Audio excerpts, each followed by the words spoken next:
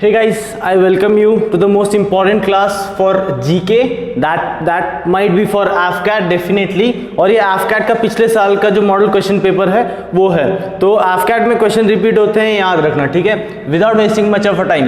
30th question देखो, इसका जो PDF है वो लिंक डिस्क्रिप्शन में दे दिया है मैंने, you can download it from there. Which country will host the 10, 20, 30, 31 Olympic game in 2016?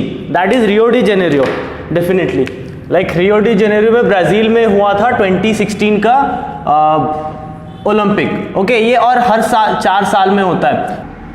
2020 का कहाँ होना था? लाइक इस साल अभी 2021 चल रहा है, डेफिनेटली 2021 में कहाँ होएगा? ये टोक्यो में होएगा, टोक्यो में। और 2020 में शेड्यूल था, लेकिन जानते हो कि कोरोना की वजह से नहीं हुआ। और 2012 कहाँ हुआ था? 2012 में ये हुआ था लंदन में हुआ था, ठीक है। सो 2016 हुआ था रियो डी जेनेरियो ब्राज़ील में। नेक्स्ट देखो 31st, a book a China passage was written by John Kenneth Galbraith ने लिखा है वो book.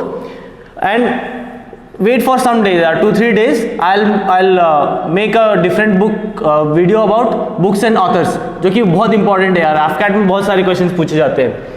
Now 32nd question, who was the founder of Nanda dynasty? अभी देखो ये बहुत इंपॉर्टेंट क्वेश्चन है और हिस्ट्री का बहुत इंपॉर्टेंट क्वेश्चन है गाइज। AFCAT में बहुत सारे क्वेश्चंस आते हैं, लाइक 4 से 5 क्वेश्चन आते हैं जो कि हिस्ट्री से रिलेटेड होते हैं। सो आई वांट यू, मैंने वीडियोस बना रखे हैं, कार्ड में दूंगा या लिंक डिस्क्रिप्शन में प्रोवाइड कर दूंगा, तो लाइक देख लेना यार, बहुत इंपॉर्टेंट है वो। थोड़ा सा मैं बताता हूँ आपको इसका आंसर। देखो अजात शत्रु कौन था? अजात शत्रु बिंबिसार का बेटा था। अभी बिंबिसार कौन है? ये है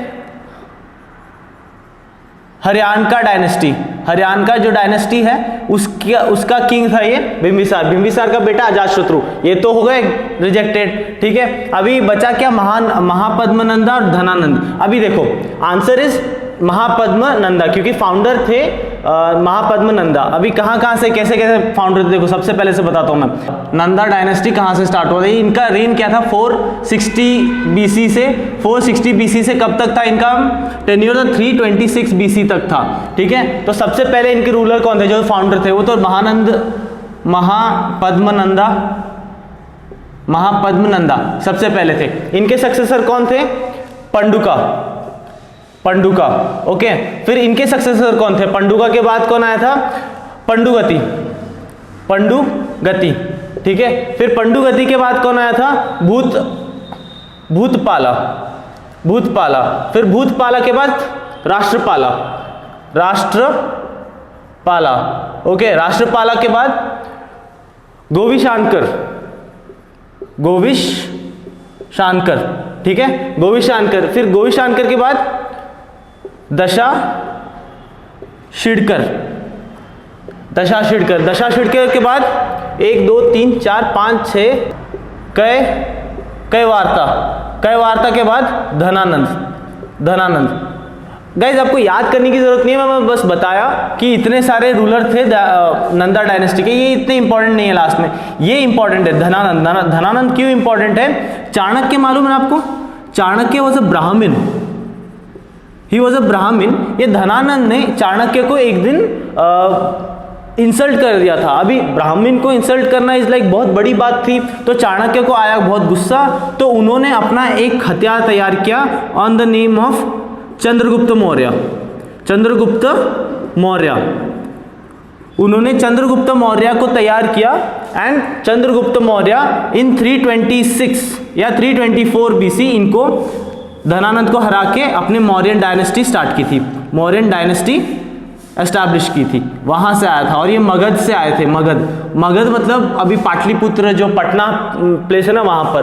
और एक चीज सबसे important can be asked, Dhanananda के टाइम पे ही अलेक्जेंडर इन्वेड किया था, अलेक्जेंडर द ग्रेट जो बोलते हैं ना, उसने इन्वेड किया था और हार के चला गया था। क्यों हारा था वो? क्योंकि उस टाइम पे जो धनानंद थे वो लोग एलिफेंट का इस्तेमाल कर रहे थे अपने आर्मी में, एलिफेंट का। और ये अलेक्जेंडर द ग्रेट जो इस तरफ से आया था, उसको बिल्कुल पता नहीं था कि एलिफेंट क्या होता है। तो इतना बड़ा हाथी को देख के, हाथी क्या रहा, उनकी जो सेना थी उनको सबको कुचल के जा रहा था, तो अलेक्जेंडर को अपना वापस लेना पड़ा था। एंड ये वापस चला गया था उस टाइम पे 326 BC अराउंड, ठीक है, 326 BC अराउंड चला गया था वापस। उसके बाद ये ऐसे कहते हैं कि अलेक्जेंडर के थोड़े बहुत जो उनके राज्य के होते ना सेनापति लोग, वो छोड़ के गया था वापस।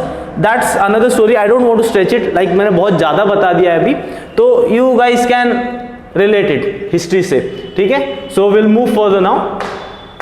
34th ना national emblem with 4 lion standing back to back. आपने अगर मेरा पिछला वीडियो देखा है जिसमें मैं आर्मी के रैंक्स और कमीशन रैंक्स के बारे में बताया, उसमें मेजर की रैंक क्या होती है मालूम? मेजर की एक अशोक स्तंभ होती है। वो अशोक स्तंभ का जो ये होता है वो कहाँ से मिला है? सारनाथ लायन से मिला है। अजंता केव से नहीं, खजुराहो से नहीं, गिर लायन से भी नहीं, सारनाथ लायन से मिला है अपने को, ठीक है। 33rd क्वेश्चन क्या है? Which of the following book is written by Arnold Toynbee? Arnold Toynbee, अभी देखो, टॉम सॉयर बुक लिखी है मार्क ट्वेन ने लिखी है। फिर द मून्स लास्ट साय लिखी है शेरॉन क्रीच ने लिखी है। फिर इसके बाद द फ्यूचर ऑफ फ्रीडम ये लिखी है फरीद ज़कारिया ने लिखी है, ज़कारिया। और mankind and the mother earth Arnold Toynbee. Actually Arnold Toynbee ऐसी ही बुक लिखते हैं, लाइक मदर नेचर के बारे में एंड ऑल सॉर्ट ऑफ, ठीक है। नेक्स्ट क्वेश्चन देखो, who was the person behind the conversation of east India company from trading company into a regional power? ये हम आते हैं पोस्ट मुगल या फिर प्री ब्रिटिशर्स वाले जो इसमें है। तो लॉर्ड वॉरेन हेस्टिंग्स सबसे पहला ये था, जनरल था। फिर इसके बाद Lord Clive is the answer, okay. और एक चीज मेरे को इसके बीच में याद आया अजात शत्रु के बारे में, माइट बी आस्क्ड। अजात शत्रु के इस द फर्स्ट बुद्धिस्ट काउंसिल जो हुआ था, मैं यहाँ लिख देता हूँ, फर्स्ट बुद्धिस्ट काउंसिल जो हुआ था वो अजात शत्रु के अंडर हुआ था, ठीक है, तो याद रखना। और भी मैं और 4 बुद्धिस्ट काउंसिल हुए थे, but I don't want to go there now, नहीं तो पूरी हिस्ट्री समझाने बैठ जाऊंगा अभी। सो इतना समझ लेना। Will move for next question now. देखो 36th क्वेश्चन क्या कह रहा है, साइड में क्वेश्चन दिखा रहा हूं, उधर से देख लेना, ठीक है। Who inscribed the name of Khalifa of Baghdad on his coins? So the next question है, मैं राइट साइड में दिखा रहा हूं, ओके। 36 क्या कह रहा है कि who inscribed the name of Khalifa of Baghdad on his coins? इसका आंसर है इल्तुतमिश। अभी देखो यार, आपको अगेन मैंने बोला है कि अगर आपको हिस्ट्री अच्छे से पता करनी है तो आपको सारे के बारे में पता करना पड़ेगा। अभी इल्तुतमिश जो है वो सन इन लॉ था किसका? कुतुबुद्दीन ऐबक का। और इस बंदे ने अपने कॉइन्स पे क्या नाम लिखवाया था? क्या लिखवाया था? माइटी सुल्तान। अपने आप को नाम दिया था इन्होंने माइटी सुल्तान, लाइक उस कॉइन्स पे गड़ाया था। अभी कुतुबुद्दीन ऐबक के बारे में मुझे क्या समझ में आता है कि इन्होंने कुतुब मीनार स्टार्ट किया था, कुतुब मीनार बनाना स्टार्ट किया था on the name of his पीर कौन उनका? पीर कुतुबुद्दीन बख्तियार काकी। अभी ये सब गाइज मैं क्यों बता रहा हूँ? क्योंकि ये सारी चीज इंपॉर्टेंट है यार, क्या पता आपको ये छोड़ के ये पूछ जाए, ठीक है। सो अभी देखो, मैंने सी ऑप्शन के बारे में सब बता दिया, कुतुबुद्दीन ऐबक के बारे में। इल्तुतमिश ये कब आया था? ये 1210 में आया था, और ये 12 इन जनाब का 1206 से 1210 तक का टेन्योर था, और 1210 पे ये मर गए थे। इसके बाद इनके सन इन लॉ थे कुतुबुद्दीन ऐबक के सन इन लॉ इल्तुतमिश, ओके। सो इन्होंने अपने इसमें गड़ाया था। और अलाउद्दीन खिलजी तो ये स्लेव डायनेस्टी थे, स्लेव डायनेस्टी से बिलोंग करते थे। स्लेव मतलब मामलुक डायनेस्टी या गोरी डायनेस्टी भी बोलते हैं। स्लेव डायनेस्टी के बाद खिलजी डायनेस्टी आता है, खिलजी डायनेस्टी में अलाउद्दीन खिलजी था, ओके। और बलबन भी इन्हीं का एक सक्सेसर था। 37th क्वेश्चन क्या कह रहा है? Who among the following is not a recipient of भारतीय जनपीत अवार्ड? इसका आंसर है MF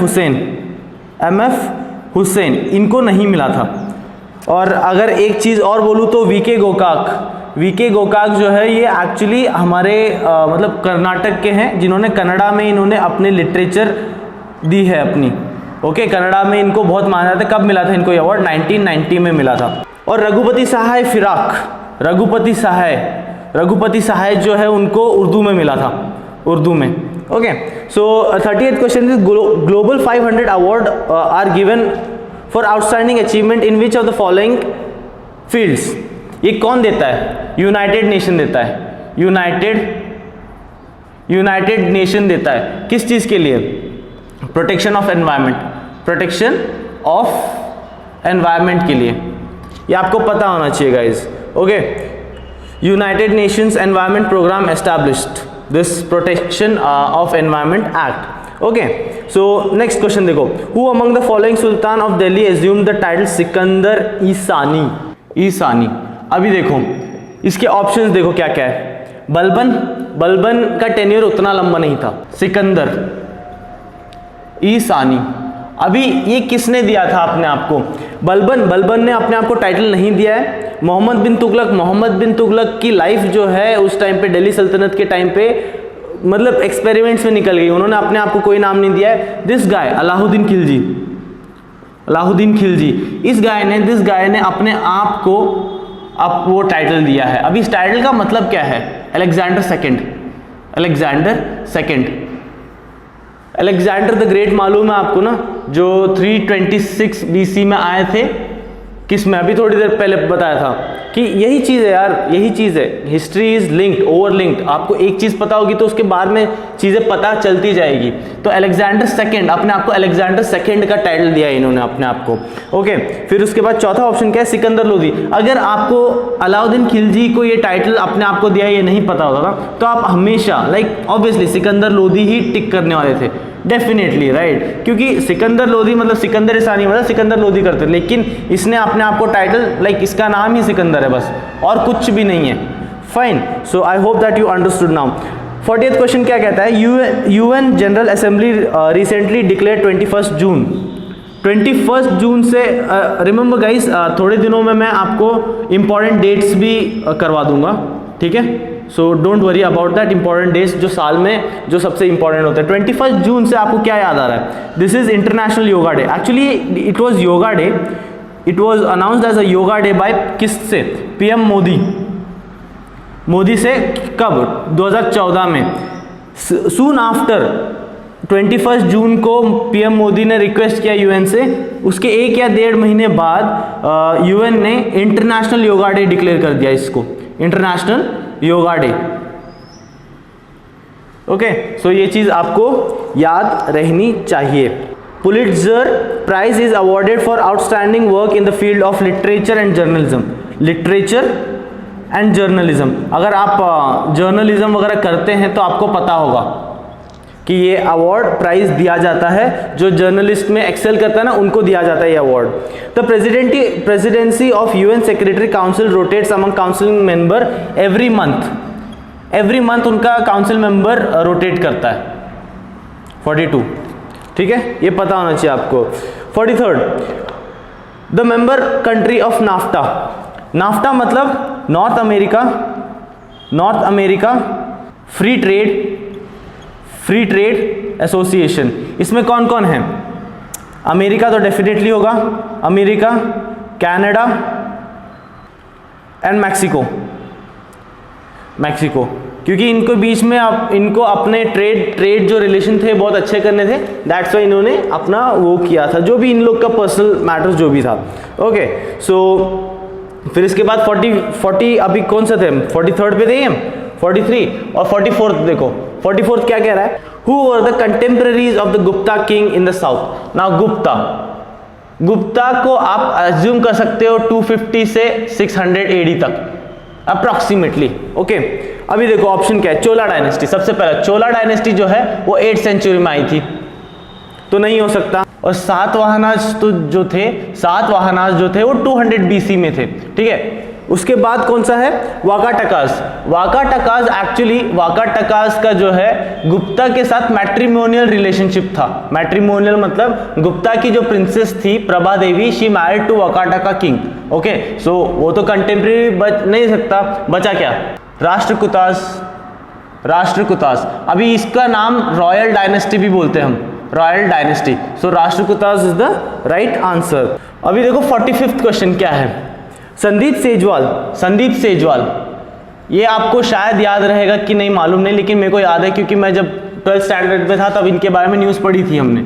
और ये स्विमर है एक्चुअली, और 2014 में इनको 50 मीटर ब्रेस्ट स्ट्रोक के लिए ब्रोंज मेडल मिला था। ब्रोंज कहाँ पर मिला था इनको? एशियन गेम्स में। एशियन गेम्स को हम क्या बोलते हैं? एशियाड भी बोलते हैं। एशियाड मतलब जिसमें सिर्फ एशिया के टीम मेंबर्स मतलब कंट्री पार्टिसिपेट करती है और हर 4 साल में होता है, एवरी 4 ईयर्स। तो 2014 में हुआ, तो अभी कब होने वाला है वो? 2018 में, मतलब हो गया 2018 में। कहाँ हुआ था? जकार्ता में हुआ था, जकार्ता में, जिसमें ऑब्वियसली चाइना को कुछ 200 से प्लस गोल्ड मेडल मिले हैं और इंडिया कहीं नीचे है, लाइक 6ठे या 7वें पोजीशन पे। सो इंडिया की हालत खराब है उधर। ओके, तो 45th क्वेश्चन हो गया हमारा। तो अभी 46th क्वेश्चन देखो यार। Mangalyaan Mars orbiter was launched on. Mangalyaan जो लॉन्च हुआ था वो 5 नवंबर 2013 में लॉन्च हुआ था। ओके, सो इस पे अपनी मंगलयान मूवी भी बनी है, राइट। 46th question. तो इसके बाद से अब भी हमको क्या आएगा? अभी रिसेंटली जो लॉन्च हुआ है, क्या लॉन्च हुआ है? चंद्रयान 2 कब लॉन्च हुआ था? ये 22 जुलाई 2019 को लॉन्च हुआ था। कहाँ से लॉन्च हुआ था? श्रीहरिकोटा से। श्रीहरिकोटा। अभी श्रीहरिकोटा कहाँ पर है? आंध्र प्रदेश। इसरो कहाँ से? मतलब ISRO, Indian space research organisation. इसका हेडक्वार्टर कहाँ है? बेंगलुरु में है। कौन इसका उस टाइम पे, लाइक अभी भी कौन इसका चेयरमैन है? के सिवान। एक्चुअली चंद्रयान 2 ऐसा कहते हैं कि फ्लॉप है, लेकिन फ्लॉप नहीं था यार।